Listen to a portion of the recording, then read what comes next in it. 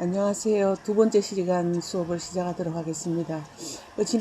지난 시간에는 이제 식품 표시에 대해서, 물론 지금 계속 표시사항에 대해서 말씀을 드리고 있습니다만, 식품 표시라는 것은 식품을 가공을 할 때에 들어가는 원료식품, 원료식품이라면 주로 이제 원재료, 부재료 이렇게 얘기하는데, 그러한 것들, 그 다음에 식품 첨가물, 또 기구, 용기, 포장에 기재하는 문자라든가 숫자, 도형과 같은 것들을 말하게 되는데, 이 식품 표시는 식품의 유통기한이라든가 원부재료라든가 또 어떤 성분이 들어갔는지 원산지 표시, 그 다음에 누가 만들었는지, 또 식품 유형이 어떤 것인지, 유통기한이 어떠한지, 또 때로는 영양 표시를 의무적으로 해야 되는 그런 제품 같으면은 영양 성분을 표시한다든가 하는 그러한 것들을 보고 실제적으로 우리가 가공식품을 구매를 할 적에 그런 표시사항을 보고 구매를 하고, 또 물론 그뿐만이 아니라 1차 농산물이 할지라도 표시는 다 하게 되어져 있죠. 그죠? 그래야지만 소비자가 선택할 적에 그러한 표시사항을 보고 구매를 하게 됩니다. 그래서 소비자의 알 권리를 충족해 주기 위해서 이런 표시사항에 대해서 엄격한 관리를 하게 되는데, 특히 가공식품과 같은 경우에는 식약처에서는 관리를 하니까 거기에 따라서 만약에 제대로 표시를 하지 않았다, 아니면 또 과대로, 또 건강기능식품 같은 경우에는 허위로 과대로 포장을 하면은 거기에 따르는 여러 가지 범칙금들이 부과가 되겠죠. 그죠? 여기 보면은 그 표시 대상이 있습니다. 이게 아마 우리 책에는 없는 부분들인데, 왜냐하면 중요하기 때문에 제가 이 표시에 대해서 좀 이 PPT를 조금 많이 만들었어요. 보면은 이 표시 대상에 대한 그 총칙을 본다면, 식품 또는 식품 첨가물에 관련되어지는 것으로서 식품 제조 가공업의 등록이라든가 즉석 판매 제조 가공업의 신고를 하여서 제조 가공하는 식품에 표시를 하는데, 다만 식용 얼음의 경우에는 5kg 이하의 포장 제품에 한해서 표시를 하게 되고, 식품 첨가물 제조업으로 등록을 해서 영업을 하는 경우에는 그 제조 가공하는 식품 첨가물에 대해서 표시를 해야 됩니다. 그 다음에 식품 소분업, 큰 덩어리 벌크로 가져왔던 것을 잘게 나누어서 적은 분량으로 나누어서 소분업 신고를 했는 경우에는 이 소분하는 식품이나 식품 첨가물에다가 표시를 하고, 방사선을 조사 처리한 식품도 물론 해야 되겠고, 수입 신고를 하여야 하는 수입식품이나 수입 축산물 또는 수입식품 첨가물과 같은 것들, 그 다음에 자연 상태의 농산물, 임산물, 축산물, 수산물로서 용기나 포장에 넣어진 식품과 같은 경우에도 표시를 하고, 제과점 영업으로 신고하는 가맹사업으로서 거시경점과 가맹점, 예를 들면은 파리바게트다, 그다음에 뚜레쥬르다, 이러한 경우에, 그죠? 그 가맹사업으로서 한다면 본점과 그 가맹점에서 제조 가공 조리하여 용기 포장에 제품을 표시하는 식품도 마찬가지로 표시를 해야 되겠고, 물론 낮게 포장을 하는 거에는 다 이제 낮게 포장해서 판매를 하는 경우에는 각각 일일이 하게 되겠고, 만약에 박스 포장하면 박스 외면에다가 표시를 하게 됩니다. 축산물 가공업의 허가를 받은 영업자가 처리, 제조, 가공하는 축산물 가공품, 그 다음에 식육 적석 판매 가공업 영업자가 만들거나 다시 나누어서 판매하는 식육 가공품, 이런 것들, 그 다음에 식육 포장 처리업의 허가를 받은 영업자가 생산하는 포장육, 이렇게 해서 표시 대상에 대한 것들이 첫 번째는 식품입니다. 그 다음에 이제 여기 보면은 유통기한과 관련되는 표시사항인데, 이게 다 표시사항에 들어가 줘야 되기 때문에, 그럼 유통기한과 제조일자, 포장일자, 소비기한일자, 그다음 품질유지기한, 이런 것들이 각각 어떻게 하냐. 물론 이게 언제까지 먹으면은 소비자들이 먹었을 때 해가 없다든가 전혀 풍미에 맛에 영향을 미치지 않는다는 그런 하나의 의미가 되겠지만, 유통기한 셀프라이프라는 것은 보면은 유통업자가 제품을 유통한다거나 판매할 수 있는 그 최종일을 유통기한이라고 해서, 물론 이 유통기한이 지났다고 해서 절대로 그 다음에는 먹을 수 없다는 것은 아니고 판매를 할 수 있다는 겁니다. 유통을 한다든가. 그래서 해당 식품이나 그 주의 전문가면 도시락, 설탕, 빙가류, 가공소금류 등은 제조일자 또는 제조일로부터 언제까지 유통기한으로 표시를 해야 된다. 그 다음에 도시락은 몇 월, 며칠, 몇 시까지 해야 된다. 이렇게 해서 이런 시간까지 다 도시락은 정해주게 되는 거죠. 그죠? 그 다음에 제조일자는 최종 공정을 마친 날짜, 포장을 제외한 더 이상의 가공이 필요하지 않는 것. 그래서 이 모든 것을 마친 시점이 제조일자가 되는데, 뭐 도시락, 설탕, 빙가류, 가공소금 등에 해당이 되고, 그 다음에 보통 이거는 사실 유통기한은 여기 지금 요거는 이렇게 해당되지만 나머지는 대부분 유통기한이라고 정하고, 유통기한을 일반 예를 들어서 뭐 조미김이라든가 또 아니면은 뭐 곡류 가공품, 뭐 음료류 이런 것도 유통기한을 정합니다. 그래서 그 유통기한을 정할 때는 이 유통기한을 정했는 설정 사유를 실험을 통해서 이 제품에 대해서는 이 기간 동안 일주일이다, 뭐 1년이다, 6개월이다 동안 이렇게 제품의 어떤 품질에 어떤 나쁜 영향이 먹어서 전혀 해롭지 않다는 것을 증명할 수 있는 그런 실험을 해야 되는데, 그런 실험을 해서 그 제품을 품목제조 신고라는 게 있는데, 품목제조 신고할 때 유통기한 설정 사유서를 같이 첨부해가지고 서류를 내야 됩니다. 근데 만약의 경우에 유통기한을 설정하려면 사실 실험비가 굉장히 많이 듭니다. 많이 들기 때문에 생략할 수가 있습니다. 생략하면 이것은 같은 식품의 유형이라든가 같은 음료류라든가 뭐 음료 베이스라든가 이런 그러한 것들, 그죠? 그 다음에 동일한 방법, 또 동일한 포장재, 동일한 유통 조건, 이런 것들이 맞다면은 유통기한을 시중에 유통되는 어떤 제품하고 나는 비슷한 재료, 그 식품 유형으로 해서 제조 방법도 그렇고, 그 다음에 그 최종 생산물에 대해서 포장을 하는 포장 용기가 유리병이다, 페트병이다, 아니면 폴리에틸렌이다, 각각 이러한 것에 넣기 때문에 나는 그 A라는 제품하고 동일하게 처리할 수가 있어서 유통기한을 생략한다. 이러한 것들을 품목제조 신고에 넣을 수가 있습니다. 그래서 어쨌거나 간에 이 유통기한을 가공식품인 경우에는 항상 유통기한을 설정을 해야 되고, 일찍 설정을 한 실험 근거를 같이 제출을 해야 된다는 것을 알아두셔야 되겠고, 그 다음에 포장일자는 식품을 포장한 날짜. 보통 뭐 이렇게 우리가 즉석 판매 같은 경우 포장한 날짜를 많이 작성을 하죠. 소비기한은 use by date라고 그래갖고 정해진 보관 방법으로 보관했을 때 위생적으로 안전성이 보장되는 최종일이 소비기한이 돼서, 소비기한이 지난 식품은 소비할 수 없지만 유통기한이 지난 것은 판매는 못해도 우리가 먹을 수 있습니다. 품질 유지기한은 정해진 보관 방법으로 보관했을 때 최상의 품질을 유지하는 최종 날짜를 적어 놓는 거예요. 그러면은 김치 절임식품이나 간장, 된장 등 조미식품, 다류, 잼류, 벌꿀, 전분, 밀가루, 레트르트 식품, 통조림 식품 등이 되겠고, 품질 유지 기한이 지난 식품이라도 위생적 문제가 생기기 전까지는 유통과 소비가 이제 허용이 됩니다. 그래서 이러한 소비가 법적인 문제가 안 되지만, 그래도 우리 소비자 입장에서는 품질 유지 기한이 지나버리면은 실제 이제 구매하기가 꺼려지죠. 그리고 품질 유지 기한이라든가 유통 기한이 다가오면은 제조업체들은 뭐 1+1이라든가 이렇게 해가지고 빨리 판매를 하려는 그런 움직임이 있죠. 그거는 바로 이러한 유통기한 관련돼가 표시가 되어 있는 제품에 대해서는 이 기간들이 지나고 나면은 판매를 할 수가 없기 때문에 빨리 빨리 판매를 해버리려고 하는 자구지책으로 이렇게 뭐 1+1이라든가 2개 사면 1개를 그냥 무료로 준다든가 이렇게 하는 방법을 쓰기도 하죠.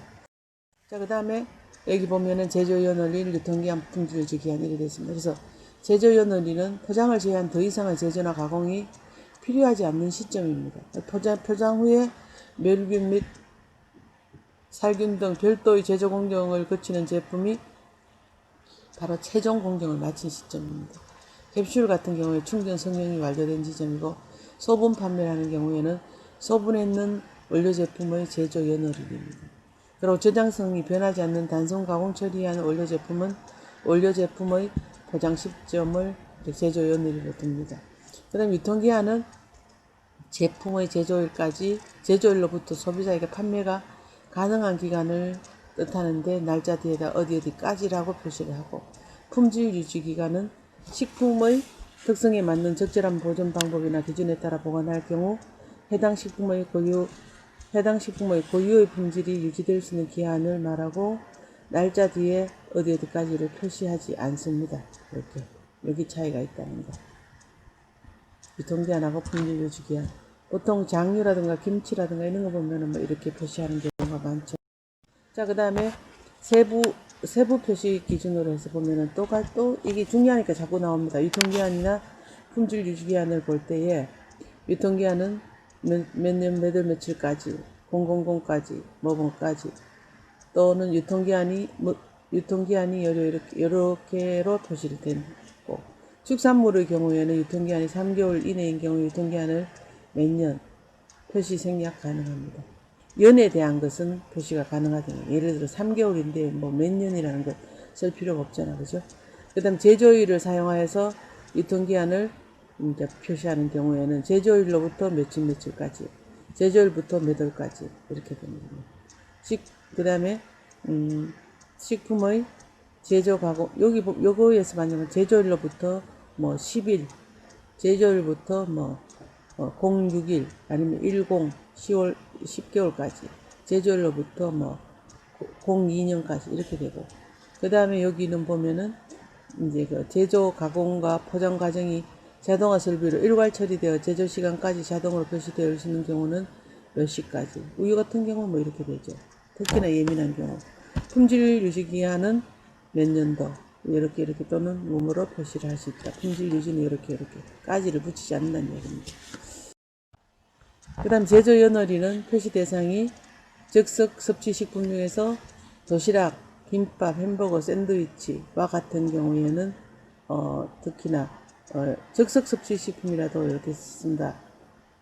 그 다음 맥주, 탁주, 약주는 제외하고 설탕, 식염, 빙과류, 주류와 같은 것들도 제조 연월일을 사용을 하게 되네요. 그렇죠? 그 다음 주류는 제조번호 또는 병입년, 병에 이제 주입을 했을 때에, 그리고 뭐 병에 넣잖아, 그죠? 만약에 뭐 소주든지 또 아니면은 페트병이라도 막걸리든지 이런 경우에는 병입 연월일을 대신 표시할 수가 있다. 언제 만들었다, 언제 집어넣었다는 걸로 표시 가능할 수 있고, 음료류 같은 경우 유산균 음료라든가 살균 유산균 음료는 제외를 하는데 병막에 표시하는 경우 제조 몇 년 몇 월이라고 표시를 한다. 우리 뭐 그 유산균 음료들 있잖아, 그래서 뭐 불가리스라든가 뭐 쾌변이라든가 이런 것들 보면은 이렇게 할 수 병막에 표시하는 경우. 여기 유산균 음료는 제외를 하네, 그죠? 그래서 음료류를 병막에 표시하는 경우, 다른 음료류 예를 든다면 뭐를 할까요? 그래 뭐 17곡차라든가 또 아니면은 뭐 헛개나무 음료라든가 이런 것들은 이렇게 할 수가 있겠네, 그죠? 그 다음에 도시락, 김밥, 햄버거, 샌드위치는 제조 시간까지 꼭 표시를 해라. 그래서 예전에는 도시락, 김밥 같은 경우에 GS 리테일이 4시간이 지나면은 바코드가 찍히지 않게끔 그렇게 설정을 해서 제조 시간까지 지나버리면 판매가 안 되게 했는데, 지금은 그렇게 하기가 너무 엄격하다 해서 오히려 판매하는 조건이라든가 유통하는 그런 어떤 그 콜드 시스템을 이용하기 때문에 그렇게까지 엄격하게는 안 합니다. 왜냐하면 4시간 안에 팔릴 수 없으면 다 폐기 처분해야 되기 때문에 그럴 수가 없죠. 빙가류는 이제 제조 연월일을 표시를 하고, 제조일자 표시 대상 식품이 아닌 식품에 제조일자를 표시한 경우에는 절대로 변경을 한다든가 지워서는 아니 된다, 이렇게 되어 있습니다. 그 다음 이제 이게 영양표시인데, 영양표시는 여러분 이게 우리 책에 나오는 걸 제가 이렇게 발췌했는데, 이건 조금 2018년도부터 변경된 부분들이 있어서 제가 뒷페이지로 뒷페이지 다시 보충 설명을 하는데, 일단 영양표시라는 것은 이 포장된 식품, 그에 포장된 식품에 함유된 영양소라든가 그 함량에 대한 정보를 표시한 것이죠. 그죠? 그래서 영양 성분을 표시하고 또 영양 강조도 표시할 수 있겠고 건강 강조도 표시할 수가 있는데, 여기 영양 표시는 1회 제공량 아니면은 또 100g에 포함되는 양, 뭐 각각 이거는 얼마든지 이걸 몇 개의 기준을 두고 설정을 할 수가 있습니다. 그래서 한 번 먹는 데에 제공하는 1회 제공량 한 개에 90g에 들어있는 영양 성분들인데, 이 영양 성분이 이제 기준치, 하루 동안의 이 기준치가 우리가 기준이 있죠. 뭐 탄수화물 얼마 먹어라 하면은 그 기준치에 맞추는 비율입니다. 요거는 이제 업체에서 계산을 해야 될 것 같고, 최초로는 지금 열량이 85kcal가 되어 있고, 탄수화물 14g이고, 그중에 이제 당류가 13g이 들어있더라. 단백질 3.2g, 지방 중에서도 포화지방, 트랜스지방은 0.3까지인가를 전부 0으로 보는데 0으로 일단 표시를 합니다. 콜레스테롤, 나트륨, 칼슘 이렇게 해서 퍼센트 영양 성분 기준치는 일일 영양 성분 기준치에 대한 비율이 되어집니다. 그래서 여기 같은 경우에 보면은 열량 85니까 한 번 먹을 때 얼마 안 되는 양이죠. 칼슘을 보급하는 많은 양인 것 같아요. 보니까 14%입니다. 근데 여기서 이제 바뀌어진 게 나트륨이 위로 딱 올라가 버렸습니다. 왜 그런가 하면은 너무 짜게 먹으니까 나트륨 저감화 정책으로 이 표시사항에 대한 것들이 식약처에서 전부 관할을 하게 됩니다. 그러다 보니까 나트륨 저감화, 당류 저감화를 추진하는 식약처 입장에서 국책사업처럼 해서 이 나트륨을 덜 짜게 먹자, 이렇게 하다 보니까 여기에 대한 사회적 비용이 많이 나가요. 이 나트륨 짜게 먹음으로 해가지고 고혈압이 오고 뭐 심장질환이 오고 이러니까 그 비용을 줄이기 위해서 나트륨 저감화를 연구를 하게 되고, 이거를 각 가공식품에다가 적용을 시키다 보니까 이거에 대한 홍보를 하고 많이 했잖아. 그죠? 하고 그 다음에 이 나트륨이 위로 올라갑니다. 뒷페이지는 지금 여기 보면 요거는 아직까지 덜 표기되어 있는 부분인데, 제가 이 왔다 갔다 하게 되면은 녹음되는 게 다 지워져 버리더라고요. 그래서 제가 계속 순서대로 하겠는데, 여기 보면은 영양 성분이 예를 들었는데 1회 제공량이 한 개가 60g이고 총 5번 제공하는 것은 300g 되겠죠. 1회 제공량 함량은 영양 성분은 단위 중량을 기준으로 함량을 표시하고, 예를 든 제품에는 총 5회 제공량이 들어있다 이렇게 되어 있습니다. 영양소 기준치는 1회 제공량이 들어가는 각 영양소가 성인 기준 1일 영양소 기준치와 비교했을 때의 퍼센트로 나타냈다 이렇게 났어요. 그래서 필수적으로 나타내야 되는 거는 열량, 탄수화물, 그 다음에 단백질, 지방, 나트륨 요 5개 필수적이고, 나머지도 당류, 포화지방, 트랜스지방, 콜레스테롤 이렇게 들어갑니다. 근데 칼슘 보통 강조 안 해도 되기, 이거는 안 들어가도 되는데, 근데 의무적으로 여기 지금 아마 9가지로 바뀌었을 것 같아요. 하나, 둘, 셋, 넷, 다섯, 여섯, 일곱, 여덟, 9개까지 가고. 칼슘은 이제 내가 이거 강조하고 싶다 할지, 아마 이게 칼슘을 강조하는 그런 제품인 것 같아요. 보니까 나트륨이 12%나 들어갔고 많이 들어갔죠. 그리고 포화지방이 이렇게 들어갔고, 지방, 단백질, 어쩌면은 이거는 제가 생각하기에 그 한 개니까 치즈 제품이라든가 이런 게 들어갈 수 있을 것 같습니다.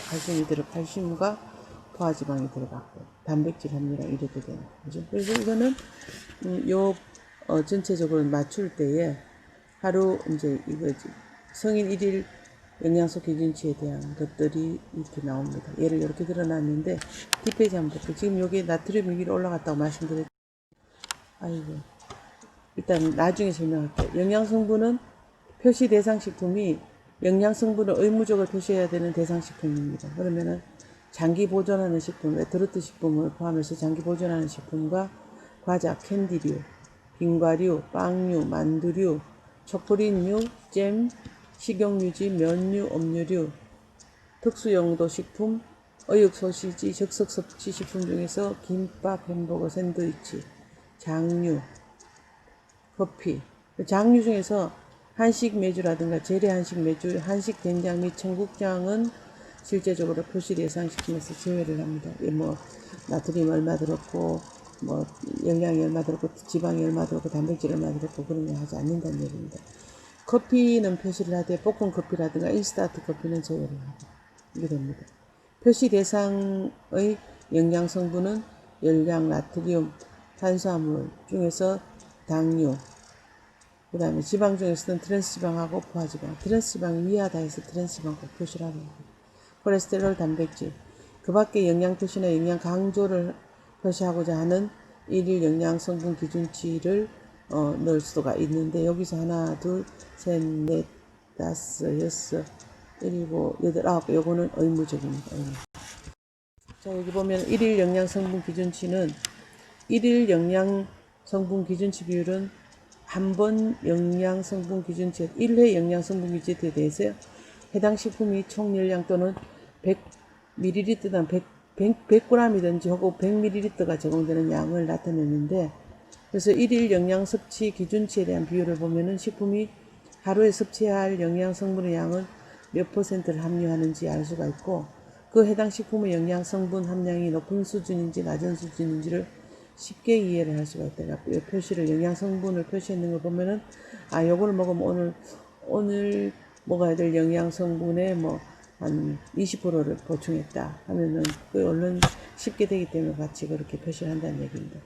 그 다음에 열량이라든가 트랜스 지방은 일일 영양 성분 기준치에 대한 비율을 표시를 하지 않고 일일 영양 성분 기준치에 대한 비율은 영양 성분 함량 강조 표시를 하는데 기준으로 삼게 됩니다. 총 내용량당 일일 영양 성분 기준치의 10% 이상 단백질을 포함한 식품을 함유 혹은 거본이라는 표현을 사용을 하고 총 내용량당 일일 영양급 15% 이상 비타민이나 무기질을 포함하는 식품은 뭐뭇을 함유한다. 거본이라는 표현을 사용할 수가 있다는 얘기입니다.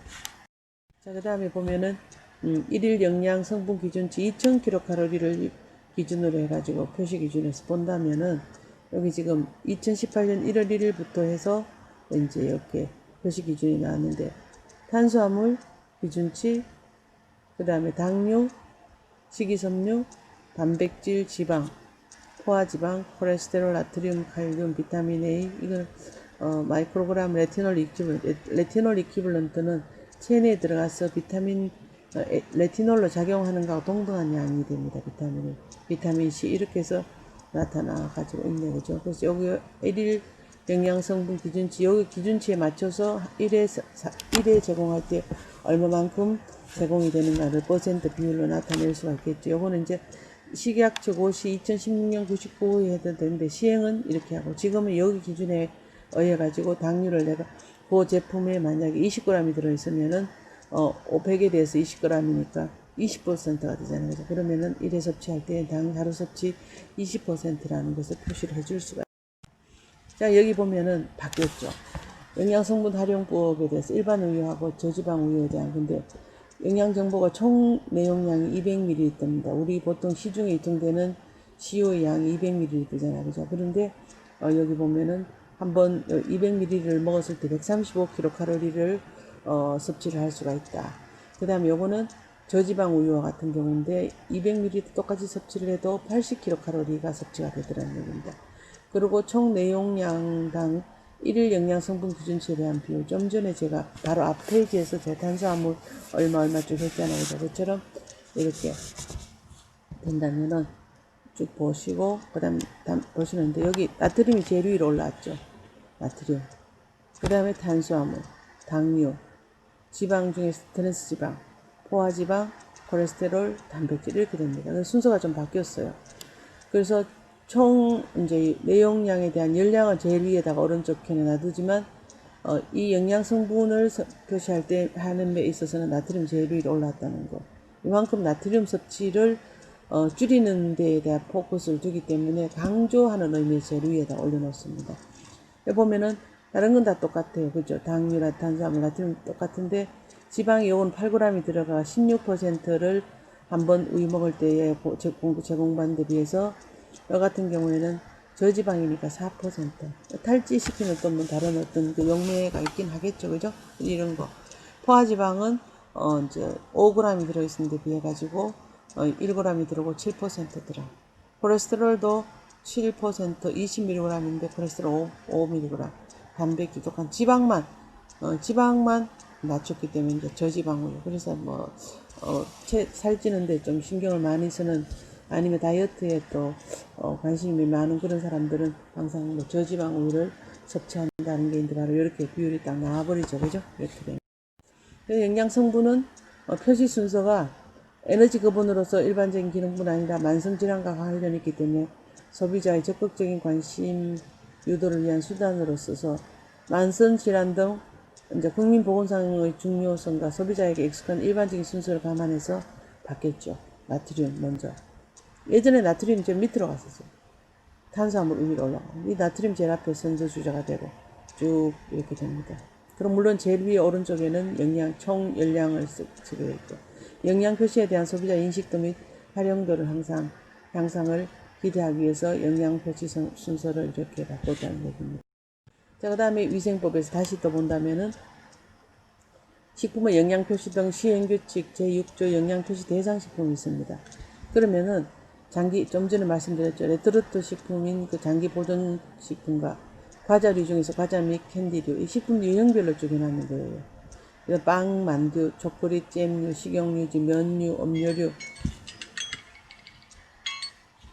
그 다음에 의육 가공품 중 의육 소시지, 적석 섭취식품 중에서 김밥, 햄버거, 샌드위치, 커피에 표시를 하되 볶은 커피라든가 인스턴트 커피는 제외를 하고 장류인 경우에는 한식, 맥주, 재래 한식, 간장, 된장, 청국장은 영양 표시를 의무적으로 하지 않아도 된다는 얘기고 여기서 영양 정보는 총 내용량이 얼마인데 몇 킬로칼로리가 나오고 그 다음에 총 내용량당 나트륨이 몇 미리그램이 들어있는데 이건 하루 영양 성분에 대한 기준치 비율을 쭉 적어주게 됩니다.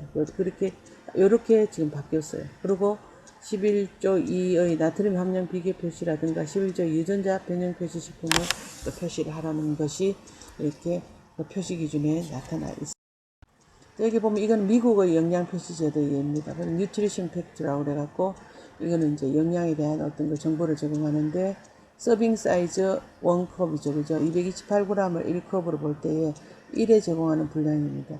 미국 사이즈는 220이고 우리나라는 200이에요. 용기당의 분량이 서빙 per 컨테이너 2 이렇게 놨죠. 그죠? 그러면은 여기 뭐 용기당의 분량 컨테이너 2개당 서빙 용기당 이게 왜 2가 컨테이너 2번째에 해당되는 거란 얘기라고 우리 해석을 하면 될 것 같아요. 1회 분량당의 함량이 amount per 서빙이 NG이 떨어져 버렸네요. 그 다음에 칼로리가 총 열량이 200이고 그 다음에 칼로리 from fat 27이라고 돼가지고 지방으로부터 오는 열량이에요. 지질로부터 오는 열량이죠. 그죠? 그 다음에 데일리 밸류 매일 이제 값입니다. 퍼센트 값인데 이거는 1일 기준치를 100분율로 표시를 하고 하루의 식사에 상한치가 100% 되게 하기 위해서는 어떻게 음식을 선택하시는지를 보여주는 거죠.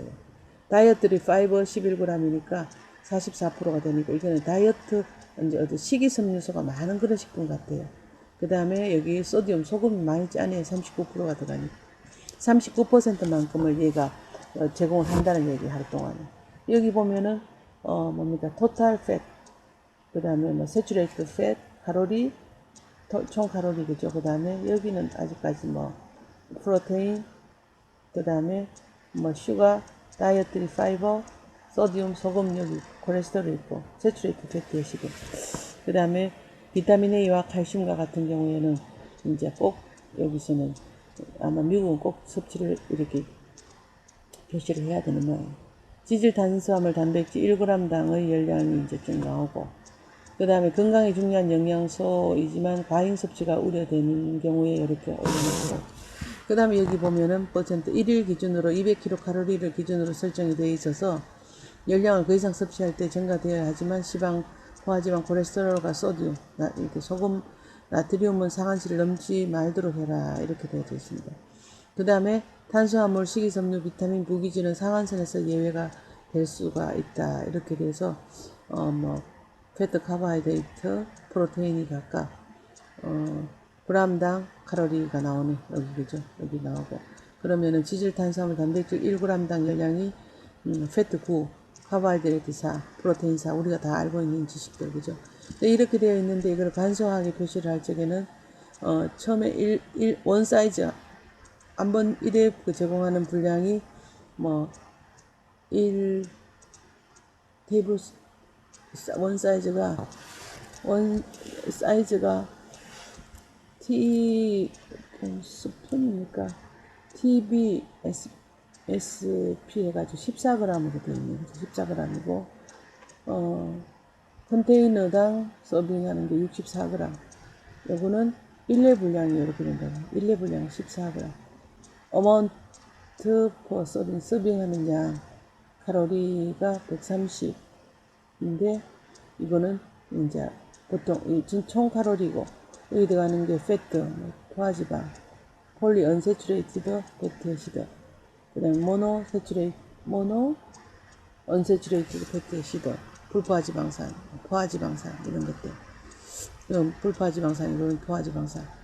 그다음에 이건 소디움이 높고, 그다음에 프로테인도 없고, 토탈 카보하이드레이트, 탄수화물도 없다는 얘기입니다. 그래서 이러한 것들을 간소하게 표시를 하고, 그 다음에 영양에 대한 사실을 또 변형으로 표시를 또 이렇게 옆으로 가로로 하는 경우도 있고 세로로 하는 경우도 있고 해서 이거는 미국 영양 표시제에 대한 예인데 우리나라하고는 조금 이제 차이는 있죠. 근데 만약에 우리가 미국으로 수출을 하게 되는 경우에는 이네들의 기준에 맞춰져야 되겠고 우리가 미국에서 우리나라로 수입을 할 때는 우리나라 기준에 맞춰서 이런 표시제들을 다 작성을 해줘야 됩니다. 그래서 이 영양 표시제들은 아주 중요하고 여러분들이 꼭 알아야 될 부분들이고 여러분들의 식품을 꼭 뭐 어떤 식생활 관리뿐만 아니라 본인의 어떤 식품을 섭취할 적에도 어떠한 이 식품 내에는 일회 제공량이 얼마이고 내가 이걸 섭취했을 때 얼마만큼의 열량이라든가 나트륨을 섭취할 수 있는가 하는 것을 볼 필요가 있겠죠. 그죠? 그래서 두 번째 시간은 수업을 여기까지 하도록